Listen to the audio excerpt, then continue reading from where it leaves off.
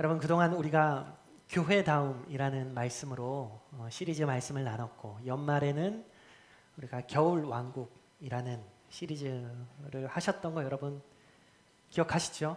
네. 그런 시리즈 설교가 다 마무리되고 우리가 잊고 있었던 요한복음 강해를 다시 시작을 하고자 합니다. 이 요한복음 강해, 요한복음 말씀 속에서 또 그리스도의 복음이 여러분 가운데 놀랍게 또 풍성하게 충만하게 채워지기를 소망합니다. 여러분, 식물 중에 곤충을 잡아먹는 식물이 있는 거 아시죠? 그런 식물을 우리가 식충식물이라고 말하는데요. 그 중에 가장 잘 알려진 것이 파리지옥입니다. 이렇게 생겼어요. 보신 적 있을 거예요. 이 식물이 벌레를 어떻게 잡아먹을까요? 벌레를 막 이렇게 쫓아다닐까요? 아니죠. 그저 가만히 그 자리에 있습니다. 그러면 벌레들은 이 식물에게서 어떠한 위협도 느끼지 못해요. 그냥 이파리라고 생각하고 오히려 그것을 안전한 곳이라고 생각을 합니다. 그래서 스스로 그 안으로 들어가죠. 그 순간 어떻게 될까요? 잎이 다쳐버려요. 이런 모습입니다. 이때는 도망치려고 해도 이미 늦었습니다. 이제 그 안에서 곤충들은 서서히 죽어가죠. 옴짝달싹할 수 없는 상태에서 전신이 서서히 녹아 내려갑니다. 이 벌레의 입장에서는 완전히 함정에 빠진 거고 그야말로 지옥 그 자체겠죠. 여러분, 함정은 대개 이렇습니다. 우리는 보통 처음부터 함정이라고 생각하지 못합니다. 그래서 누군가가 경고해 주지 않는 한 그 자리가 위험하다고 잘 느끼지 못하는 거죠. 오히려 그 반대입니다. 그것은 괜찮아 보이고 안전해 보이고 무엇인가 얻을 수 있을 것처럼 보입니다. 그래서 우리는 누가 등을 떠밀지 않아도 스스로 그 자리로 걸어 들어가요. 그래서 처음에는 기대가 있어요. 여기에서는 뭔가 다를 거야. 여기서라면 해결될 수 있을 거야. 그렇게 믿으면서 그 자리에 섭니다. 그리고 쉽게 떠나지 않습니다. 왜냐하면 그 자리를 떠난다는 것은 우리가 붙잡고 있던 희망을 내려놓는 것처럼 느껴지기 때문이죠. 혹시라도 이번에는 기회가 올지 모른다고 생각하면서 조금 더 기다려보자고 마음을 다잡습니다. 그런데 시간이 흐르면서 마음 한편에서 이상한 질문이 고개를 들어요. 왜 나만 이렇게 지쳐가지? 왜 상황이 생각만큼 바뀌지 않지? 왜 이 자리를 벗어나는 것이 이렇게 어려울까? 겉으로 보면 여전히 희망이 있는 자리입니다. 사람들도 많이 모여 있기도 하고 모두가 기대하는 눈빛으로 같은 방향을 바라보고 있어요. 그래서 더더욱 떠나기가 어렵습니다. 나만 잘못 생각하는 거 아닐까? 내가 조금 더 노력하면 되는 거 아닐까? 그렇게 스스로를 설득하면서 여전히 그 자리에 머무는 것입니다. 여러분의 삶에도 이런 모습이 있지 않습니까? 처음에는 기회처럼 보이고 소망처럼 느껴졌지만 시간이 지날수록 점점 더 우리를 지치게 하고 무겁게 만드는 자리가 있습니다. 벗어나고 싶으면서도 동시에 놓치고 싶지 않은 자리예요. 포기하기에는 아직 아깝고 계속 붙들기에는 점점 힘들어지는, 힘겨워지는 자리이죠. 오늘 우리가 읽었던 본문은 바로 그런 한 장소를 우리에게 보여주고 있습니다. 예루살렘에 있었던 한 연못이죠. 그곳의 이름은 베데스다였습니다. 그곳엔 많은 사람들이 모여 있었어요. 특별히 병자들이 많이 있었죠. 맹인들도 있었고 다리 저는 사람도 있고 오랜 세월 병을 앓아온 사람들도 있었습니다. 이들이 왜 그 연못가에 모여 있었을까요? 그곳에 소망이 있다고 믿기 때문이에요. 연못에 물이 움직일 때 먼저 그 물에 뛰어들면 낫는다라는 이야기를 들었어요. 그래서 그 자리가 그들에게는 마지막 희망처럼 느껴집니다. 그러니 그들에게 베데스다는 단순한 연못이 아니에요. 떠날 수 없는 자리고 놓을 수 없는 자리입니다. 혹시라도 기적이 일어날지 모른다라고 기대하면서 붙들고 있어야만 하는 자리였습니다. 오늘 본문은 그 베데스다에 모인 수많은 사람들 중에서도 한 사람에게 초점을 맞추죠. 38년 된 병자입니다. 여러분, 38년이면 한 사람의 인생 대부분에 해당하는 시간이에요. 그 시간 동안 그는 그 자리를 떠나지 못했습니다. 아니 어쩌면 떠날 생각조차 하지 못했겠죠. 왜냐하면 그곳이 그에게 유일한 희망처럼 보였기 때문이에요. 그런데 그 자리가 정말 그를 살리는 자리였을까요? 아니면 그를 붙잡아 두고 있는 자리는 아니었을까요? 오늘 말씀의 제목이 베데스다의 함정이죠. 그 베데스다에서 무슨 일이 있었는지, 그곳이 왜 함정일 수밖에 없었는지, 그리고 그 자리에 예수님은 왜 찾아오셨는지 오늘 말씀을 통해서 우리가 잠시 살펴보기를 원합니다. 본문에서 우리에게 보여주는 첫 번째 모습은 이것입니다. 베데스다는 소망처럼 보이는 함정이라는 사실이에요. 베데스다는 소망처럼 보이는 함정이에요. 여러분, 어떤 시험이나 오디션에 단 한 명만 합격한다라고 생각을 해봅시다. 수백 명이 지원하겠죠. 모두가 간절하고 모두가 열심히 준비합니다. 그 자리는 분명 기회의 자리예요. 그곳에 들어가면 인생이 달라질 수 있다고 생각해요. 그래서 포기하지 않고 도전합니다. 그런데 그 구조는 너무나 냉혹하죠. 한 명이 합격하면 나머지 모두는 떨어집니다. 누군가의 기쁨은 동시에 누군가의 좌절이 돼요. 그 자리는 분명히 희망을 주는 자리처럼 보이지만 동시에 대부분의 사람을 계속해서 기다리게 만드는 자리이기도 합니다. 그래서 사람들은 말해요. 아, 이번에는 내 차례일지 몰라. 그렇게 그 자리를 떠나지 못하는 거예요. 그 가능성이 사람들을 붙잡아 두는 거죠. 여러분, 베데스다도 그런 자리였어요.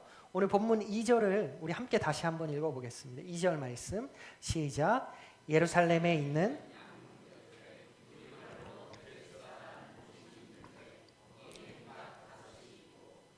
베데스다라는 이름은 히브리 말입니다. 그리고 그 뜻은 무엇이냐면 자비의 집이라는 뜻이에요. 자비의 집. 이름만 들어도 좋죠. 마음이 놓이고 포근해지는 느낌의 집이에요. 상처 입은 사람이 위로받고 병든 사람이 회복되고 오랜 고통 속에 있던 사람이 새로운 삶을 시작할 수 있을 것 같습니다. 그런데 이어지는 3절의 말씀을 보면 그 안에 많은 병자, 맹인, 다리 저는 사람, 혈기 많은 사람들이 누워 있었다고 말하죠. 그 자비의 집 안에 많은 병자들이 누워 있었다라고 말해요. 맹인도 있고 다리를 저는 사람도 있고 혈기 많은 사람들도 있어요. 그런데 이 장면이 좀 이상하지 않습니까? 자비의 집이라면 이런 사람들이 회복되어서 일어나 걸어 나가야 되지 않겠습니까? 치유가 있는 자리라면 누워있는 사람이 점점 줄어들어야 되지 않겠습니까? 그런데 성경은 그렇게 설명하지 않아요. 이어지는 3절 후반부를 보면 물의 움직임을 기다리니 그들은 여전히 기다리고 있어요. 그들은 그곳을 떠나지 못하고 있어요. 그 자리를 포기하지 못하고 있어요. 왜냐하면 그곳에 소망이 있다고 믿었기 때문이에요. 그리고 이어지는 4절 말씀 함께 다시 읽어봅시다. 4절 시작. 이는 천사가 가끔 못에 내려와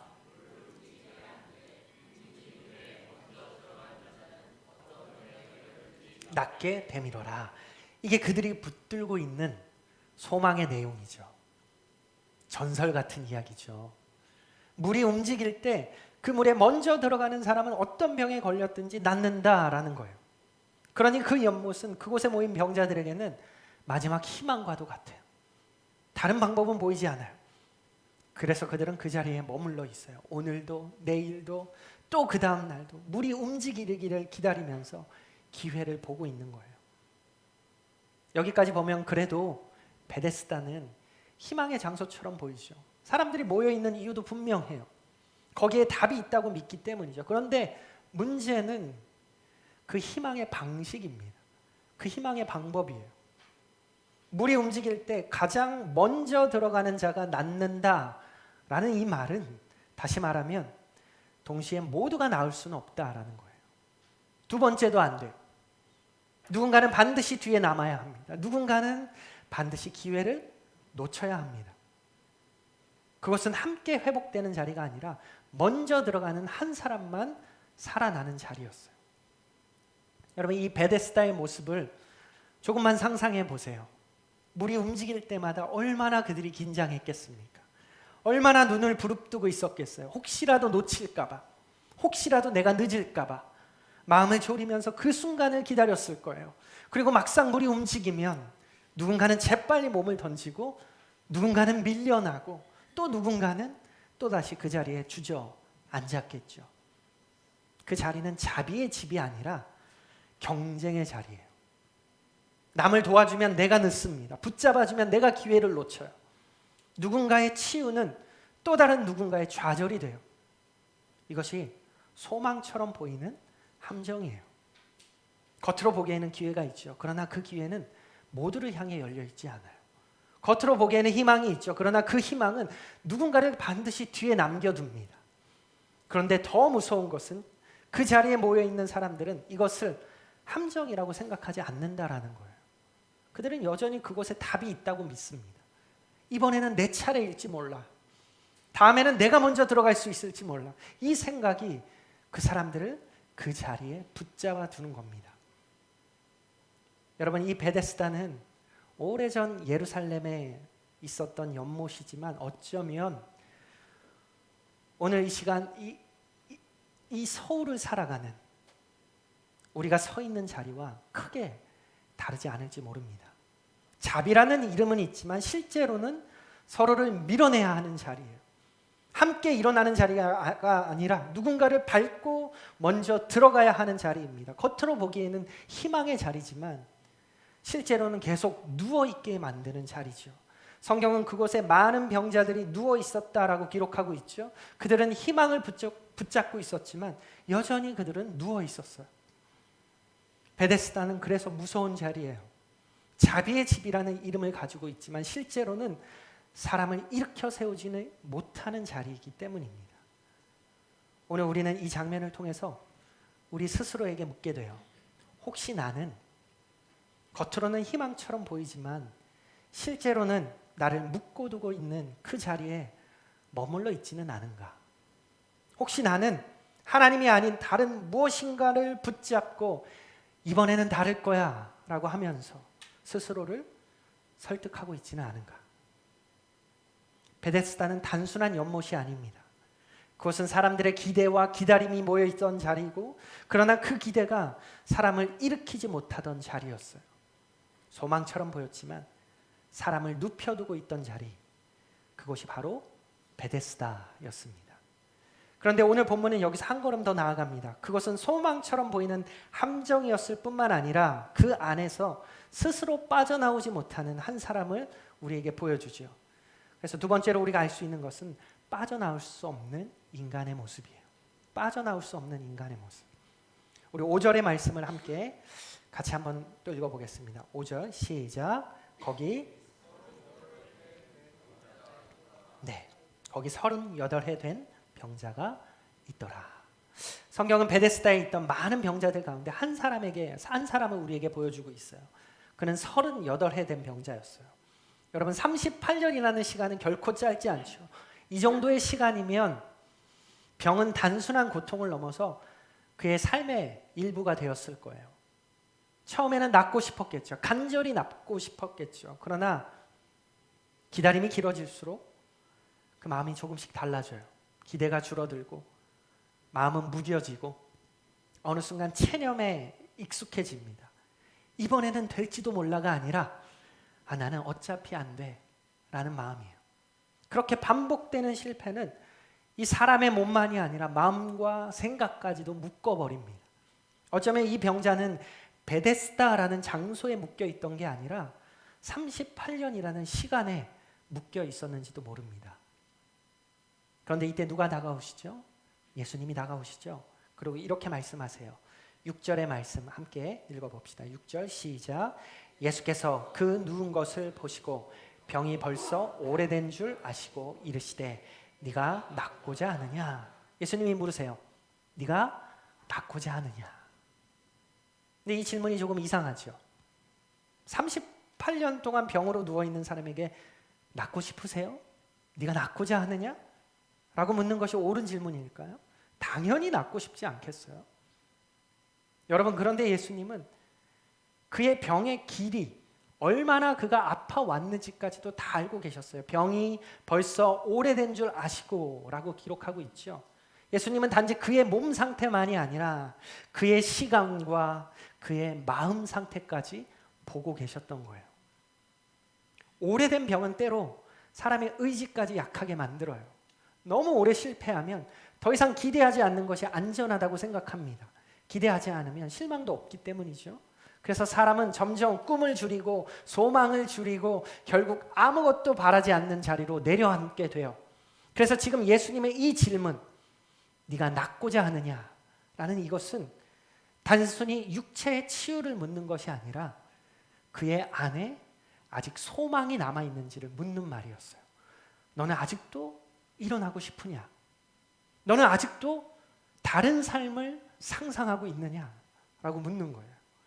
그런데 그가 어떻게 대답합니까? 7절의 말씀 우리 읽어봅시다. 7절 시작. 병자가 대답하되 주여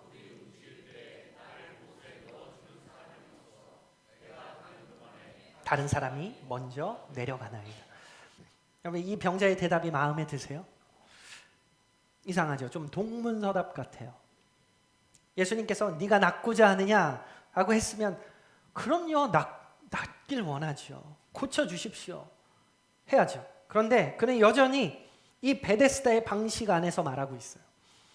물이 움직일 때 제가 먼저 내려가야 되는데 물에 넣어줄 사람이 없습니다.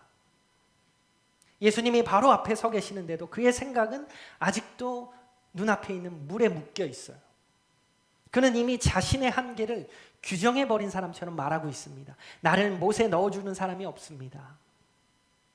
이 말 속에는 단순한 상황을 넘어서 자신에 대한 체념이 담겨져 있어요. 나는 혼자서 안 되는 사람이야. 나는 항상 한 발 늦는 사람이야. 나는 누군가의 도움 없이는 아무것도 할 수 없는 사람이야. 그의 언어는 이미 굳어버린 자기 인식을 드러내고 있어요. 여러분 민수기 13장에 보면 12명의 정탐꾼이 가나안 땅을 정탐하고 돌아온 일이 기록되어 있죠. 그 중에 10명의 정탐꾼이 했던 말 기억하시죠? 우리가 그들 앞에서 뭐와 같다라고 그들이 말해요? 메뚜기 같다라고 말하잖아요. 그 말은 단순한 비교가 아니라 왜곡된 자기 규정이에요. 하나님께서 분명하게 약속하신 땅 앞에 서 있음에도 불구하고 그들은 이미 스스로를 그만한 존재로 정의해 버렸어요. 나는 메뚜기야. 나는 할 수 없어. 나는 그런 존재야. 여러분 환경보다 더 무서운 것이 이런 왜곡된 자기 인식이에요. 자기를 규정하는 거예요. 자기의 한계를 만들어 버리는 거예요. 지금 이 병자도 마찬가지입니다. 그는 단순히 걷지 못하는 사람이 아니라 이미 나는 항상 늦는 사람, 그래서 도저히 제일 먼저 들어갈 수 없는 사람이라고 생각하고 있어요. 그래서 예수님 앞에서도 그는 새로운 가능성을 말하지 못합니다.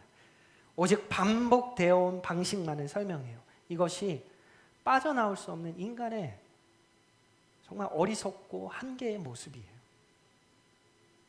그러면 함정이 무서운 이유는 단지 그 함정에 빠졌기 때문이 아니라 그 안에서 다른 길을 상상하지 못하게 만들기 때문이에요. 베데스다의 구조가 그를 묶고 있었지만 더 깊은 곳에서는 그의 생각이 그를 묶고 있었어요. 38년은 단순한 숫자가 아닙니다. 그 시간은 그의 몸을 눕게 했고 그의 기대를 눕게 만들었고 그의 상상력까지 눕게 만들었습니다. 그래서 예수님이 오셨을 때도 그는 여전히 과거의 방식 안에서만 말하고 있는 거예요. 여러분 이것이 우리의 모습이 아닐까요? 우리는 환경을 탓하기 전에 이미 마음속에서 이렇게 말하고 있지는 않습니까? 나는 원래 그런 사람이야. 나는 늘 여기까지야. 나는 항상 늦어서 안 돼. 예수님의 제자였던 베드로에게도 그런 순간이 있었어요. 그가 밤이 새도록 수고했지만 아무것도 잡지 못했던 그날 기억하시죠? 그는 이미 결론을 내버린 상태였어요. 더 이상 기대하지 않았고 그물은 이미 씻고 있었어요. 그날은 그렇게 끝났다라고 생각했죠. 그런데 그때 예수님이 말씀하세요. 깊은 데로 가서 그물을 내려라. 그때 베드로가 처음부터 그래요? 알겠습니다 하고 그물을 가지고 가서 내렸을까요? 그렇지 않아요. 베드로도 처음에는 자신의 경험을 얘기했어요. 우리가 밤이 새도록 수고하였으되.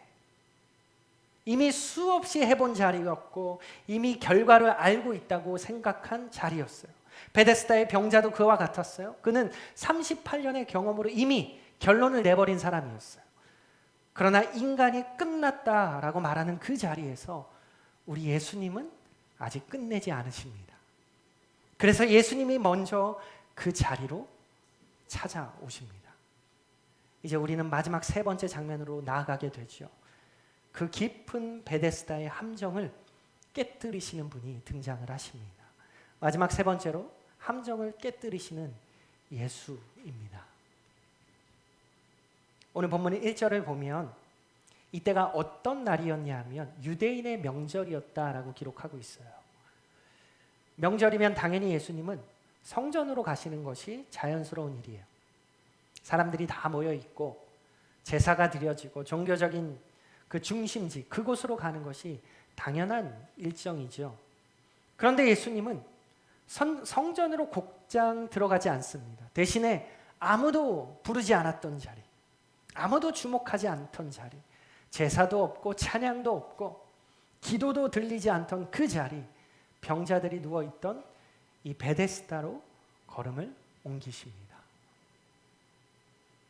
여러분, 이것이 복음이에요. 우리가 하나님께 나아갈 준비를 갖췄기 때문이 아니라 하나님이 먼저 우리의 자리로 들어오셨다라는 것이 복음이에요. 가장 종교적인 장소가 아니라 가장 절망적인 자리로 향하셨다는 것. 아무도 초청하지 않았지만 주님 스스로 찾아오셨다는 것. 이것이 복음입니다. 이처럼 의인들이 모인 자리보다 병자들이 누워있는 자리로 예수님은 먼저 오셨어요. 그리고 그곳에서 한 사람 앞에 멈추어 서셨고 마침내 8절에서 이렇게 말씀하십니다. 우리 8절의 말씀 같이 읽어봅시다. 시작. 예수께서 이르시되 일어나 내 자리를 들고 걸어가라 하시니. 이 한 문장은 단순히 치유의 설명이 아닙니다. 여기에 세 개의 동사가 나오고 있어요. 일어나 내 자리를 들고 걸어가라 라고 말씀하세요. 이것은 베데스다라는 장소 전체를 뒤흔들고 깨뜨리시는 하나님의 선언입니다. 예수님이 병자에게 네가 낫고자 하느냐 하셨을 때 그는 여전히 조건을 말했고 이 베데스다의 구조를 말하고 있었고 자신이 할 수 없는 이유를 말했어요. 그런데 예수님은 그것에 대해서는 아무 말씀도 하지 않으셨죠. 그럼 도와줄 사람을 내가 붙여줄게 하지도 않으셨고 타이밍을 좀 더 기다려보자 라고도 하지 않으셨어요. 오히려 예수님은 단 한마디 말로 그 모든 전제와 그곳의 함정을 무너뜨리십니다. 뭐라고 말씀하세요? 일어나라. 일어나라 라고 말씀하세요. 여러분, 이것은 어떤 제안이 아니에요. 어디 한번 일어나 볼래? 이런 수준이 아닙니다. 이것은 창조주의 언어이고 창조주의 선포예요. 태초에 빛이 있으라 하셨던 그 말씀이 지금 38년 된 병자에게 동일하게 선포되고 있는 거예요. 일어나라. 여러분 생각해 보세요.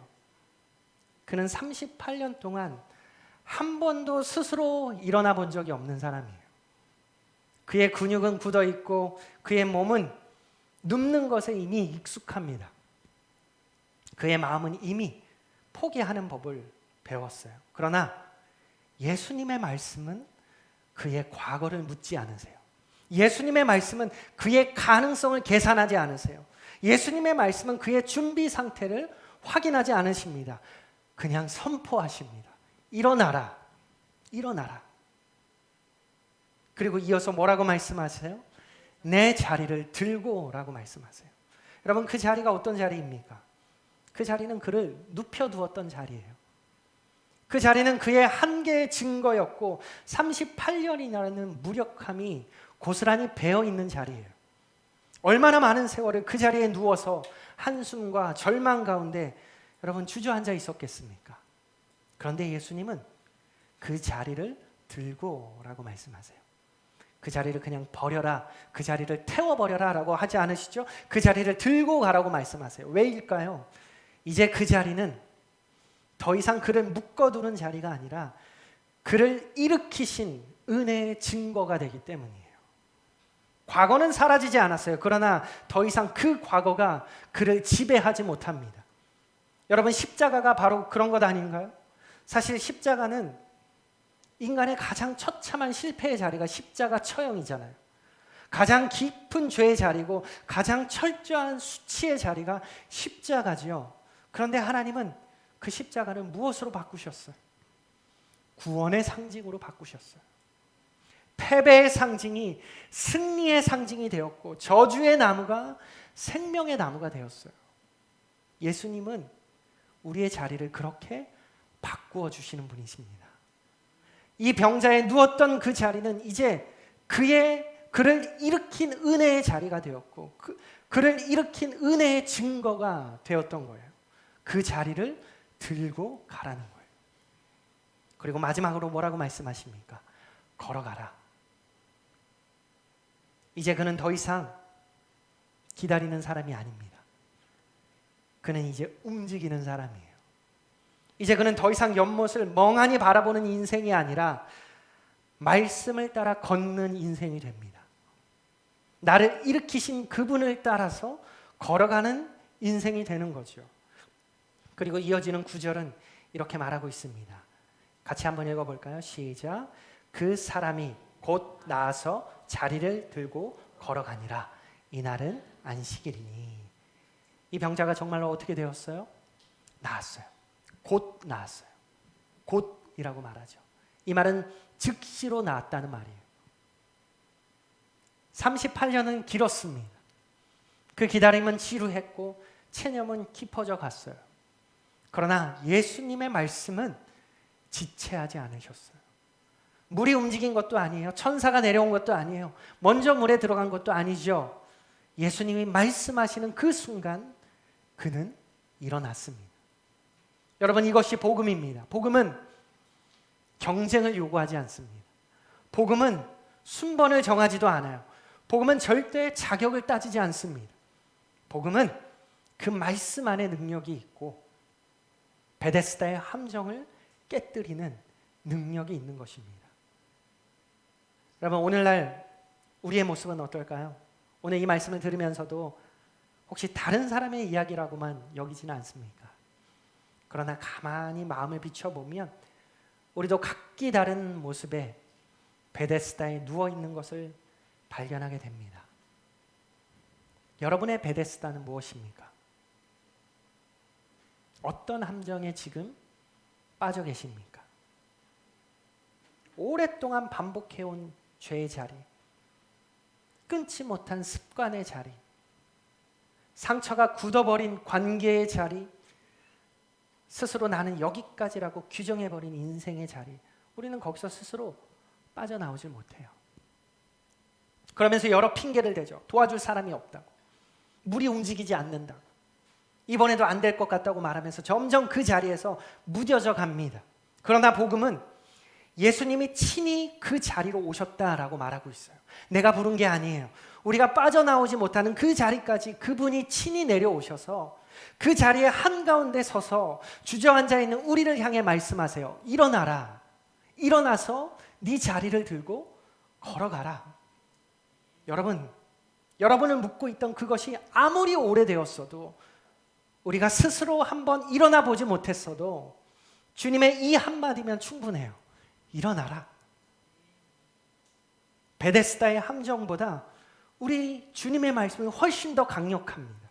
38년이라는 시간보다 우리 주님의 은혜가 훨씬 더 깊습니다. 그러니 여러분의 삶을 여러분의 한계로 규정하지 말고 예수님의 이 선언을 우리는 꽉 붙들어야 되는 거예요. 그분이 말씀하시면 우리 정말 일어날 수 있어요. 그분이 말씀하시면 눕혀있던 인생이 일어나고 묶여있던 인생이 풀리게 되고 함정이 간증이 될 수 있는 거예요. 이것이 함정을 깨뜨리는 예수, 곧 우리를 회복과 해방으로 부르시는 예수 그리스도의 복음인 것입니다. 여러분, 혹시 오늘 말씀을 들으면서 이런 질문이 마음에 남아있지는 않으십니까? 그럼 나는 얼마나 더 기다려야 합니까? 왜 나는 아직도 그대로일까요? 혹시 나도 38년쯤은 되어야 주님이 말씀하실까요? 여러분, 오늘 본문의 병자가 충분히 오래 버텼기 때문에 예수님 오신 거 아니에요. 38년은 조건이 아니에요. 기다림의 길이가 은혜를 부른 것이 아닙니다. 예수님이 오셨기 때문에 그의 기다림이 끝난 거예요. 복음은 오래 참는 사람에게 주어지는 보상이 아닙니다. 복음은 때가 되면 자동적으로 찾아오는 순번과도 같은 게 아니에요. 복음은 주님이 우리의 자리로 걸어 들어오시는 놀라운 은혜의 사건인 거예요. 그렇기 때문에 중요한 것은 여러분 뭔지 아십니까? 내가 얼마나 기다렸는가가 아니라 오늘 내가 이 말씀을 붙들고 있는가가 중요한 거예요. 38년이 끝난 이유는 시간 때문이 아니라 그분의 말씀이 그곳에서 선포되어졌기 때문이에요. 여러분, 여러분의 인생에도 이미 말씀은 선포되었습니다. 오늘 그 음성을 붙드세요. 기다림은 거기서 끝날 수 있습니다. 그 말씀이 들리는 오늘, 은혜의 때는 바로 지금이 되는 것입니다. 그러니 언제까지입니까? 라고 묻기보다는 오늘 들려오는 그 말씀, 그 음성을 여러분 붙드셔야 돼요. 기다림에 지친 자리에서, 체념이 익숙해진 그 자리에서 다시 한번 말씀 앞에 서는 여러분이 되기를 바라요. 여러분의 38년이 끝나고 여러분의 베데스다가 간증이 되고 여러분의 기다림이 은혜의 증거로 바뀌는 역사가 오늘부터 시작되기를 주님의 이름으로 축복하고 소망합니다. 우리 시간 잠시 기도합시다. 들은 말씀을 붙잡고 우리가 각자가 결단하는 시간을 가질 때 혹시 여러분의 삶에 여전히 붙들고 있는 베데스다가 있다면, 스스로 빠져나오지 못하고 있는 그 자리가 있다면 오늘 그 자리에서 주님의 음성을 다시 한번 붙드십시오. 일어나 네 자리를 들고 걸어가라. 더 이상 핑계하지 말고, 더 이상 미루지 말고 오늘 이 시간 이 주님의 말씀 앞에 믿음으로 반응하십시오. 함정이 간증이 되게 하시고 기다림이 은혜의 증거가 되게 해달라고. 이 시간 우리 각자가 잠시 결단하면서 우리 함께 기도합시다. 기도하겠습니다.